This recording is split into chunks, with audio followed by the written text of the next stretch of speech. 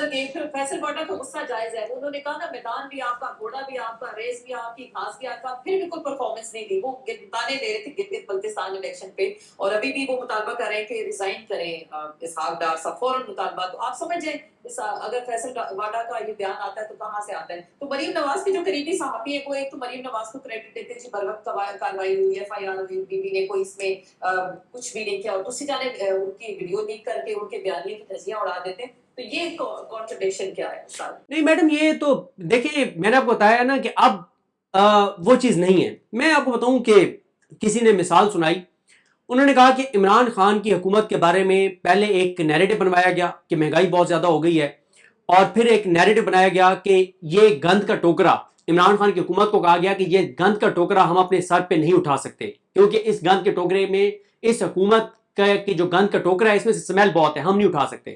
انہوں نے کہا کہ عمران خان کی حکومت جو تھی نا وہ تو صرف گند کا ٹوکرا, تو اس میں تو سمیل آ رہی تھی.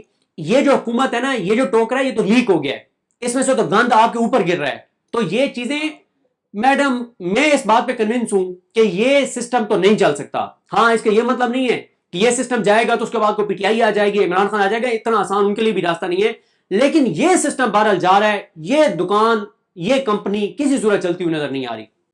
کمپنی نہیں چلے گی تو پھر کون سی نئی کمپنی ہے وہ جو آئے گی جس کا سودا بکے گا, جس کا سودا اتنا شاندار ہوگا کہ معیشت بھی بھاگے گی, ملک کے حالات بھی ٹھیک ہو جائیں گے, اس طرح کے اسکینڈلز بھی نہیں آئیں گے. پھر اور کون سی کمپنی ہے؟ خان صاحب اگر مائنس کر دیتے تو اور کون ہے؟ پھر کون سا ونڈر بوائے مزید سامنے آئے گا کہ جس کے قصے ہم سنیں گے؟ میری تو دعا ہے کہ یہ ونڈر بوائے جو ہے نا اس کو بھی لے ہی آئیں تاکہ یہ بھی شوق پورا ہو. ٹھیک ہے, اور کمپنی نہیں چلے گی تو پھر کوئی نئی کمپنی انٹروڈیوس کرائیں کہ ایسی کون سی کمپنی ہوگی. ہاں جی بالکل. نہیں میڈم, یہ چیزیں آپ قومی حکومت بنا لیں, آپ ٹیکنوکریٹس کی حکومت بنا لیں, کچھ بھی بنا لیں, ملک اب ان چیزوں سے نہیں چل سکتا. ملک چلنا ہے, عوام جس کو مینڈیٹ دے اس کو آنے دیں, وہ جانے, اس کا کام جانے, نہیں کرے گا تو لوگ اس کو اٹھا کے باہر پھینکیں گے. تو صدیق آپ کو کیا لگتا ہے کہ یہ پھر پریشر تو نہیں بلڈ کیا جا رہا؟ 28ویں آئینی ترمیم لائی جا رہی ہے اور بہت بڑے, اس سے پہلے ہم تبادلے بھی دیکھ رہے ہیں, بہت ساری چیزیں ایسی دیکھ رہے ہیں کہ کہا جا رہا ہے نا کہ اسحاق ڈار کو خزانہ اینڈ محسن نقوی کو خارجہ دے دیا جائے, یا 28ویں ترمیم کے لیے بھی کوئی پریشر ڈالنے کی کوشش کی جا رہی ہے؟ میں اس کو 28ویں ترمیم کے لیے پریشر بالکل نہیں سمجھتا. جن لوگوں سے 28ویں ترمیم کروانی ہے ان کے اوپر اتنا پریشر ڈالنے کی ضرورت نہیں ہے. کیوں آپ ان کو اتنے امپورٹنٹ سمجھ رہی ہیں کہ ان کے اوپر بہت پریشر ڈالنا پڑے گا؟ وہ ان کے بارے میں وہ شیخ رشید صاحب کہا کرتے تھے, کہتے تھے کہ منور ظریف کی ایک فلم تھی جس میں وہ کہتا تھا مینو آنکھیں لگنے کا شوق ہے. تو یہ بھی وہی ہیں کہ ان کو کہے لگنے کا شوق ہے, ان کو جو آپ حکم کریں. میاں نواز شریف بجٹ سیشن میں نہیں آئے, لیکن آج آپ 28ویں ترمیم لائیں, میاں نواز شریف صاحب نئے کپڑے پہن کے, بالکل نئے کپڑے پہن کے, خوشبو لگا کے میاں صاحب سب سے پہلے کھڑے ہوں گے. ہاں بالکل میڈم, ان کو کوئی پریشر ان کو ڈالنے کی ضرورت نہیں ہے ان کے اوپر. یہ میرا آپ کو یہ تجویز ہے کہ آپ ان سوالات کے اوپر نا مفتاح اسماعیل صاحب کا انٹرویو کریں. مفتاح اسماعیل صاحب جو تجزیے کر رہے ہیں, میں یہ بتا سکتا ہوں کہ وہ تجزیے نہیں کر رہے, وہ خبریں دے رہے ہیں. آپ ان کا انٹرویو کریں, وہ آپ کو زیادہ بڑی خبریں دیں گے. ان سے کچھ ایسی ضرور دیں گے انفارمیشن. یہ بتائیں خان صاحب کے بارے میں جو خبریں آتی ہیں, خان صاحب کو آدھی رات لایا جاتا ہے, کبھی پمس لایا جاتا ہے, کبھی شفا کے بارے میں بات کی جاتی ہے, وہاں لایا گیا ہے لاسٹ ٹائم. تو آپ کیا سمجھتے ہیں خان صاحب کی کوئی جلد رہائی دیکھ رہے ہیں؟ لوگ تنقید کرتے ہیں کہ روز ایک نیا بیانیہ بن جاتا ہے, لیکن بیک ڈور تو بات چیت ہوتی ہے, ایسا نہیں ہے کوئی بات چیت نہیں ہوتی, وہ مختلف آپشنز کرتے رہتے ہیں ساتھ ساتھ, لیکن خان صاحب نہیں مان رہے. آپ کو لگ رہا ہے ان کے ساتھ بات چیت کی آخری مراحل میں اب داخل ہو چکی ہے؟ کچھ ایسا لگ رہا ہے؟ دیکھیں, جو تحریک انصاف یا تحریک تحفظ پاکستان کلیم کر رہے ہیں وہ تو یہ کلیم کرتے ہیں کہ ہماری بات چیت بہت پازیٹیو جا رہی ہے, بہت آگے بڑھ گئی ہے. گراؤنڈ پہ ہمارے سامنے ایسا کچھ نہیں ہے کہ کوئی پازیٹیوٹی نظر آئے. لیکن یہاں پہ ہونے کے لیے 24-36 گھنٹے میں 48 گھنٹے میں کیا سے کیا ہو جاتا ہے. اب میں جب ان سے یہ پوچھتا ہوں کہ اچھا ٹھیک ہے, مان لیتے ہیں ہم آپ کی بات پہ اعتبار کر لیتے ہیں کہ پیسے 4 سال میں آپ کے ساتھ ہر بار دھوکا ہوا ہے, فراڈ ہوا ہے, ٹرک کی بتی ثابت ہوئی ہے, چلیں مان لیتے ہیں کہ اس بار سیریس ہے, تو کیا ڈیڈ لائن ہے آپ کے دماغ میں کہ کب تک آپ انتظار کریں گے؟ جو وعدے وعید آپ سے کیے گئے ہیں وہ کہتے ہیں ہم جولائی کے اینڈ تک انتظار کریں گے, ورنہ ہم اگست میں مومنٹم بنانے کا آغاز کریں گے اور پھر ہم ظاہر ہے پیچھے نہیں ہٹیں گے. تو وہ کہتے ہیں کہ جولائی میں کوئی بریک تھرو, وہ عمران خان کی رہائی نہیں ہے بریک تھرو, لیکن وہ کہتے ہیں کہ جولائی میں کوئی بریک تھرو متوقع ہے, کوئی آسانیاں ہمارے لیے شروع ہو جائیں گی. اب ہوتی ہیں نہیں ہوتی یہ آنے والا وقت بتائے گا.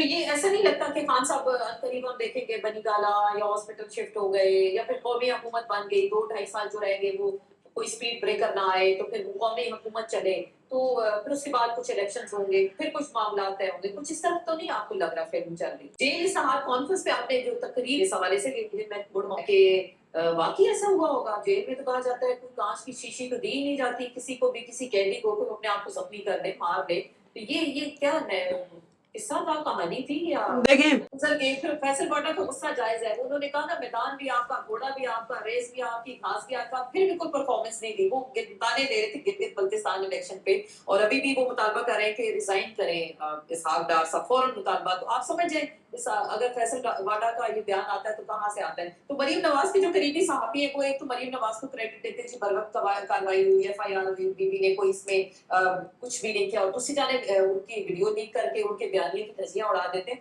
تو یہ کانٹرڈکشن کیا ہے بات یہ ہے کہ آپ دیکھ لیں کہ ان کے اپنے لوگوں نے کیا اس چیز کو بائی کیا ہے دیکھیں میں آپ کو بتاؤں کہ صحافیوں کی ایک ملاقات تھی جنرل باجوہ صاحب سے میں اس ملاقات میں موجود تھا اور جنرل باجوہ صاحب نے اس ملاقات میں صحافیوں کو یہ بتایا تھا کہ میں نے یعنی انہوں نے اپنا کہا کہ میں نے بطور army chief Kot Lakhpat jail میں اسپیشل ٹیمیں اپنی انٹیلیجنس ایجنسیز کی ڈپیوٹ کی میں نے وہاں پہ لگائیں میں نے DGI کو کہا کہ وہاں پہ تم اسپیشل ٹیمیں لگاؤ اور ہم ڈائریکٹ ان سے رپورٹس لے رہے تھے کہ کہیں جیل انتظامیہ عمران خان کے ساتھ شاہ سے زیادہ شاہ کی وفاداری میں کوئی نواز شریف کو اذیت ایسی نہ دے دیں کہ اس سے کوئی نقصان نہ ہو جائے تو وہ کہتے ہیں ہم نے یقینی بنایا کہ نواز شریف اور مریم نواز کو کوئی مسئلہ نہ ہو اور میاں صاحب جو کھانا چاہتے ہیں ان کو کھانا ملے ان کے خدمت گزار اپنے وہاں پہ ذاتی ملازمین موجود ہوں مریم صاحبہ کی جو کنیزائیں ہیں جو ان کی نوکرانیاں ہیں جو ان کی جو خدمت کرنے والی خواتین ہیں وہ ساری وہاں پہ ہوں تو یہ میڈم ابھی کیونکہ ٹائم ایسا ہے کہ کوئی بندہ بولتا نہیں ہے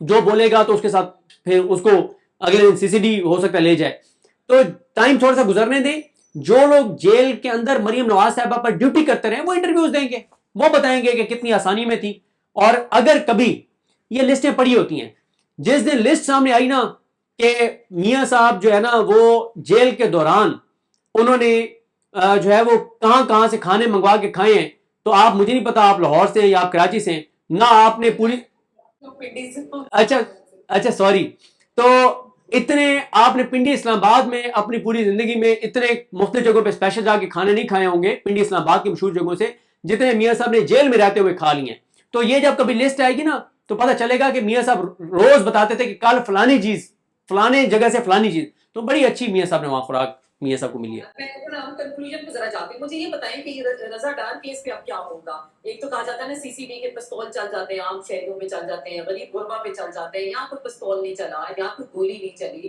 چلے بڑی بات ہے پاکستان جیسے ملک میں طاقتوروں کے خلاف بااثر لوگوں کے خلاف FIR درج ہو جانا یہ بھی ایک بڑی بات ہے وہ جہاں سے ہوئی وہ آپ اور ہم بہتر جانتے ہیں تو آپ کیا سمجھیں یہ کیس کس کروٹ بیٹھے گا یا مٹی پاؤ والا معاملہ ہوگا یا پھر دب جائے گا سارا دیکھیں اس کا تعلق ہے کہ شریف خاندان اور پنڈی کے درمیان اگر تو چیزیں بہتر ہو جاتی ہیں اور شریف خاندان قائل کر لیتا ہے پنڈی کو اور ان کی رحم کی اپیل ایکسیپٹ ہو جاتی ہے ان کا منت ترلا کام کر جاتا ہے تو سب چیزیں سیٹل ہو جائیں گی لیکن اگر نہ ہوئی معاملات ٹھیک تو یہ کیس آگے بڑھے گا کیونکہ اس طرح کے 2 کیسز آپ اور میں ڈسکس کر چکے ہیں ایک موٹر وے ریپ کیس سزائے موت ایک یہ E11 والا عمر قید اس سے کام سزا نہیں ہے اس کیس میں ٹھیک ہے تو یہاں پہ تو حالت یہ ہے کہ سپریم کورٹ کے اندر کئی ایسے لوگوں کے کیس لگتے ہیں جن کو سپریم کورٹ بری کرتی ہے تو پتہ چلتا ہے کہ وہ تو 10 سال پہلے بیچارے جیل کے اندر فوت ہو گئے ہیں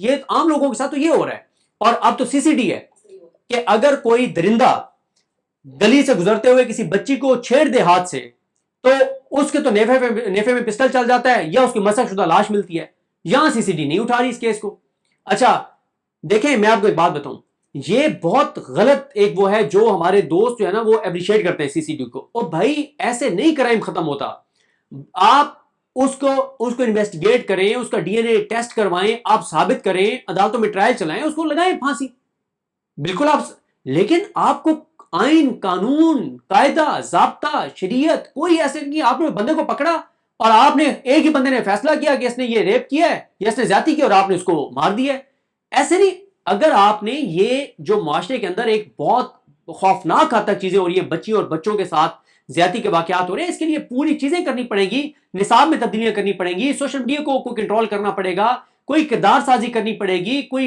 इंस्टीट्यूशंस बनाने पड़ेंगे, बहुत कुछ, ये पूरा एक पैकेज होगा। 8-10 चीजें आपको बराबर मुसलसल एक साथ करनी पड़ेंगी। सिर्फ गोलियां मारने से ये चीज खत्म नहीं होगी, गोलियां मारने से खत्म होता तो कम हो जाती। आप उठा के देख लें, ये वाकयात बढ़ रहे हैं उल्टा, क्योंकि मुआशरा आपका कहीं और जा रहा है ना, चीजें आपकी कहीं और जा रही हैं। तो इसके लिए सिर्फ ये सीसीडी हाल नहीं है। आप कौन आपको कह रहा है कि आप उनको बरी कर दें? आपको कौन कह रहा है आप उनको बरी कर दें? अदालतें आपकी हैं, जज आपके हैं, प्रोसिक्यूशन आपकी है, मीडिया आपका है, तमाम इदारे आपके हैं। आप उनको पेश करें, ट्रायल करें और उनको सजा मौत दें। अब आई है, वो पता नहीं ब्रेक हो गया था सिग्नल। मैं बस आपसे ये जानना चाहूंगी सदीक कि रातों रात ऐसा क्या हुआ, पिंडी से तबादले हो गए, एसी के, डीसी के, ट्रैफिक पुलिस वालों के इंतजामी तबादले हो गए, तो पिंडी वाले नाराज किससे हो गए? पिंडी वाले खुश हो तो सबकी किस्मत बदल जाती, पिंडी वाले नाराज हो बहुत कुछ तहलका मच जाता। तो ये पिंडी में जो ब्यूरोक्रेसी के तबादले हुए, इसको कैसे आप देखते हैं? ये मैंने आपको बताया ना कि ये सारी इंडिकेशंस हैं।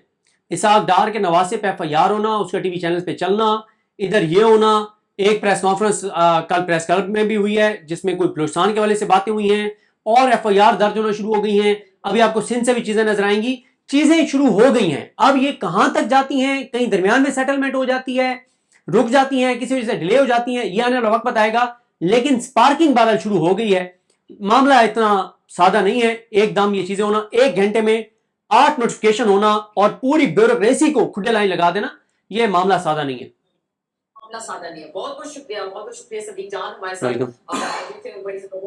आपके साथ गुफ्तगू का सिलसिला रहा और टाइम का बिल्कुल नहीं पता चला, बट वेरी इंटरेस्टिंग। सदीक आपका बहुत शुक्रिया। से चल रहा है इसके कनेक्शन मिलाते ना सदीक, जरा ये भी देखिए प्रॉब्लम किसको है पंजाब गवर्नमेंट से? मोहसिन नकवी की नहीं बनती है, हमें बड़े खुल के पता है, मरियम बीबी से नहीं बनती उनकी, तो दाखिला उनके पास है। क्या मोहसिन नकवी के बिल्कुल नहीं, बिल्कुल नहीं, एफआईआर दर्ज हुई? बिल्कुल नहीं। मैडम मैं अब इस पे ज्यादा तो बात नहीं करना चाहता, लेकिन मैं आपको एक बात बता दूं, अगर मुल्क के नायब वज़ीर आज़म के नवासे के खिलाफ, और मुल्क का नायब वज़ीर आज़म भी कौन, जो नवाज शरीफ का समधी है, जो नवाज शरीफ की जान जिस तोते में है, उस तोते के नवासे के ऊपर एफआईआर। और इसके सिर्फ ये पहलू नहीं है कि शरीफ खानदान का चश्मो चिराग था, ये पहलू नहीं है, इसका इंटरनेशनल इंपैक्ट देखें ना आप। अगर ये एफआईआर दर्ज हुई है और टीवी चैनल्स पे चल रही है, तो एक ही पाकिस्तान में शख्सियत है, उनकी अप्रूवल के बगैर ना ये एफआईआर हो सकती थी, ना ये खबरें चल सकती थी।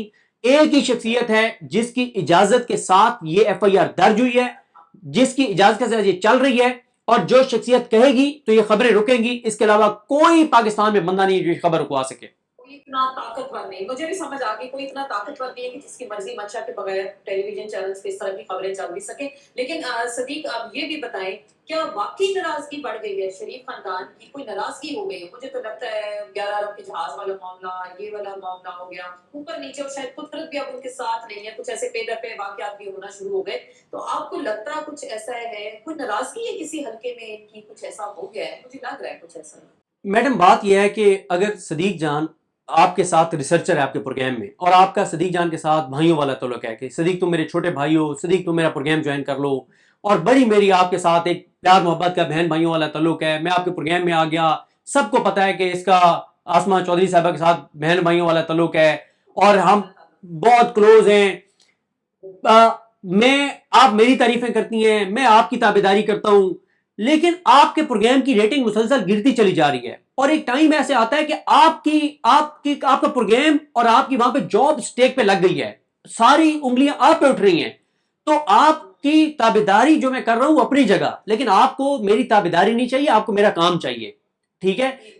तो अब मसला यह है कि चीजें उधर से भी हाथ से निकलती जा रही हैं। देखिए मैडम, मैं 1 मिनट अगर आप मुझे देना, 1 से 1.5 मिनट, मैं कुछ फिगर्स आपके सामने रखता हूं, ये बहुत इंपॉर्टेंट है। इनको समझे बगैर मैं तो समझता हूं कि तजिया मेरा तो मुकम्मल नहीं होता। जब हम ये बात करते हैं कि यार शहबाज शरीफ की से बेहतर कौन मिल सकता है, हाँ शहबाज शरीफ से बेहतर मरियम नवाज हो सकती है, अगर शहबाज शरीफ वाली खुसूसियात चाहिए तो। भाई आसान रास्ता जो मरियम नवाज साहब ने कहा था, वो तो शहबाज शरीफ को उस रास्ते पे बहुत पीछे छोड़ गई है। मसला ये नहीं है, आप 2 चीजें देखें।